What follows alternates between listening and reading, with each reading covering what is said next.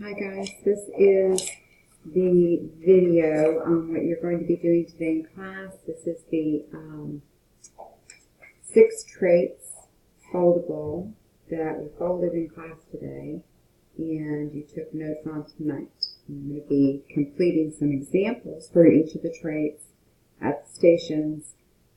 Each station has a sign that tells you what trait you are looking at, and you have a stack of books that you can read through to look for examples for that trait.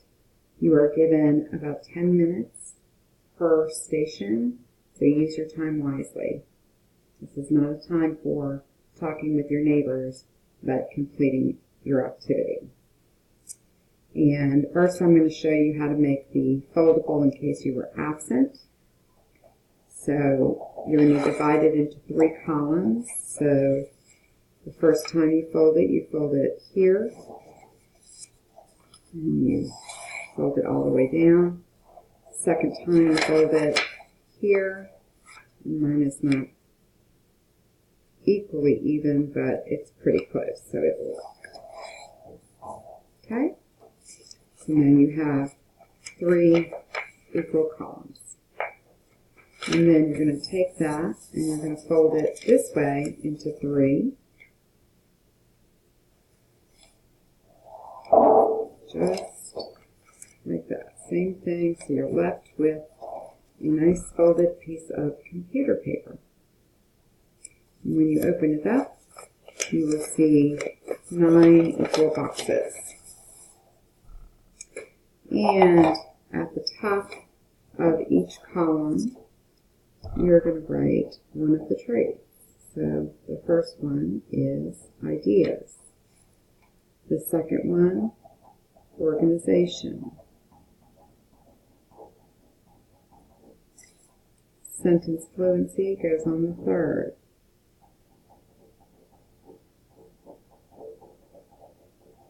And remember, these are the traits you're going to be graded on for all your writing papers. Now you're going to flip it over, and on the back 3 columns, word choice, voice / style, means the same thing basically, and conventions is the last. Alright, so that's done. If you want to, some people have been drawing a line in the boxes to know where you are to write for each trait. And each trait has 3 small boxes under it. In the first one, you're going to write the definition, which is on the PowerPoint. So you'll write the definition of ideas here, definition of organization here, and sentence fluency here, and on the back, same thing. First row is definition. Second row is for components. These are the things that make up each trait, and these can be bullet points. Each one has a different number of traits though. Make sure you take good notes. You'll be using this all year long. The bottom row, you're going to leave blank because those are the ones that you are going to put your examples in the activity tomorrow. And you're going to have at least 3 examples. So, tonight I'm going to show you how to do that activity. So here I have my semi-completed organizer.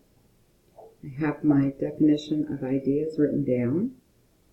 I have the components of ideas here. And you'll see I've done organization and sentence fluency components as well. Sentence fluency, sorry. Now I'm going to do ideas, and I'm going to look at one book, so I'm going to show you how to do the examples here for the activity tomorrow. And we're looking for examples of ideas. So ideas are the heart of the message, the content of the piece, the details that enrich and develop the theme or central message. And your components for ideas controlling idea focus, supporting ideas details, relevance of the details, depth of development, awareness of purpose as your audience, sense of completeness, and it's clear and focused. I'm just going to write. Who are you writing to? Okay. Now, the book that I've chosen to show you how to do this is The Paperback Princess. It's one of my favorite books I used to read to my daughter. And if you haven't read it, it's a very good story. And it's about Elizabeth, who is a beautiful princess, and she lives in a castle, has expensive clothes. She's also getting married to Prince Ronald.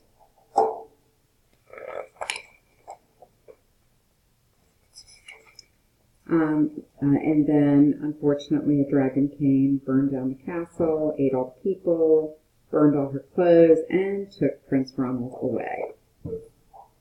Elizabeth decided to chase the dragon and get Ronald back. She looked everywhere for something to wear, but the only thing she could find that was not burnt was a paper bag. So she put on the paper bag and followed the dragon. He was easy to follow because he left a trail of burnt gorse and horse's bones. So Elizabeth goes to her castle, and I'm going to paraphrase this to the end. She goes to the castle, hears the dragon. He says, "I'm sorry, I'm so full. I've already eaten a whole castle. You'll have to come back tomorrow." And he slams the door. And Elizabeth won't take no for an answer. She grabs it again. Dragon comes back out. "I'm very busy. I've eaten the whole castle. Come back tomorrow." She says, "Wait a second. Are you, is it true that you're the smartest and fiercest dragon in the world?" And he says, "Yes." So she gets him to breathe out all his fire, so he has no fire left.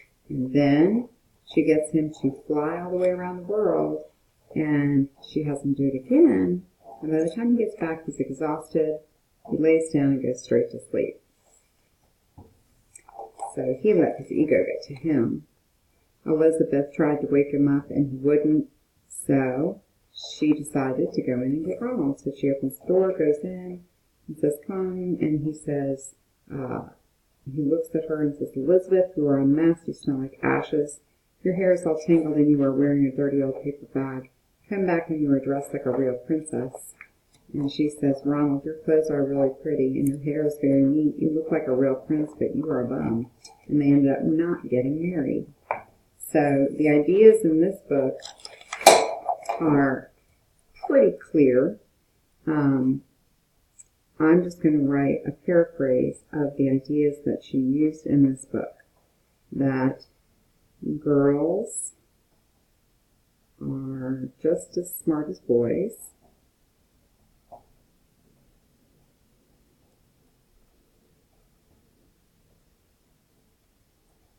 That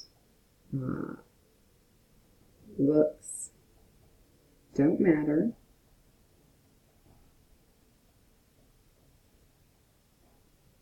But character does.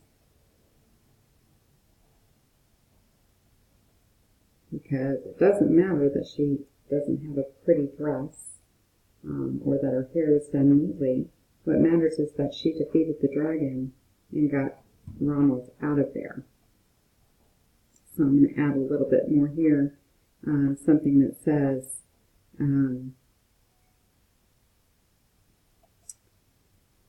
clothes, nice hair, because those are the details that she used in the story. Don't make a person.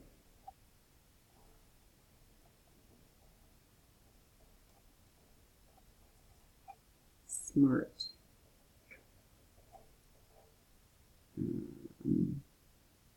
Wise is better than looks. Okay, so that's 2. You have to have at least 3 of these, so I'm just going to go ahead and number 1, 2, and this will be 3. Another one of the ideas that she explores is that ego is going to be your downfall. because the dragon, he was so happy to hear that someone thought that he was smart and intelligent and thought he would show her what he could do, and she kept feeding his ego, and that's what caused him to lose Roald.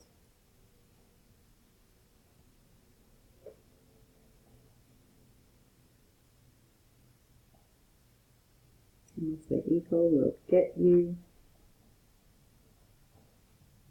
nothing.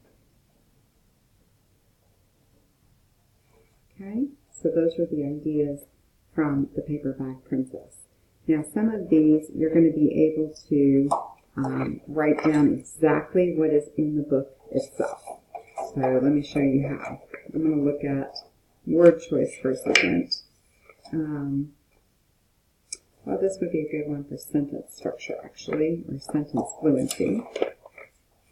So I'll do one for sentence fluency here. Okay.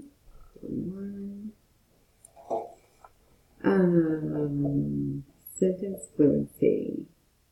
So I'm just going to choose a sentence that I think shows a good deal of sentence fluency.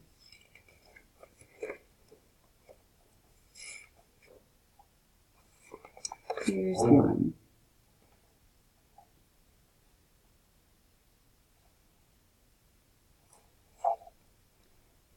Okay, and sentence fluency, of course, is the complexity, meaning is it simple, compound, or complex, and varied types of structures, varied length, varied sentence beginnings. I'm going to do this. I'm going to do sentence beginnings. And I'm going to do Elizabeth.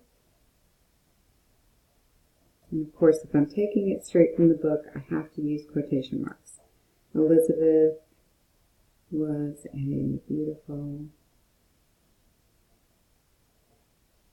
princess. And then I'm going to put a dot here. And now I'm going to do the beginning of the next one. She lived in, and then I'm going to do dot, dot, dot, and one more. That means the sentence has ended. And then she was, and then dot, dot, dot, dot, and quotation marks. So I'm showing my sentence beginnings and how they are varied. Elizabeth was a beautiful princess. She lived in, and then she was. So each sentence begins with something different. And that's what you want for your writing to make it more interesting. Okay? So some of the time you will be able to put in just a sentence, quotation marks, copy it down exactly as if it's in the book, and then sometimes you might have to paraphrase what you are writing down, especially for ideas. Okay? Organization might be the same way, where you have to paraphrase it and tell me what type of organization is being used. Is it compare contrast, or sequence of ideas, beginning, middle, and end, that type of thing. All right, that's it for the lesson. Thank you for listening. We'll see you tomorrow.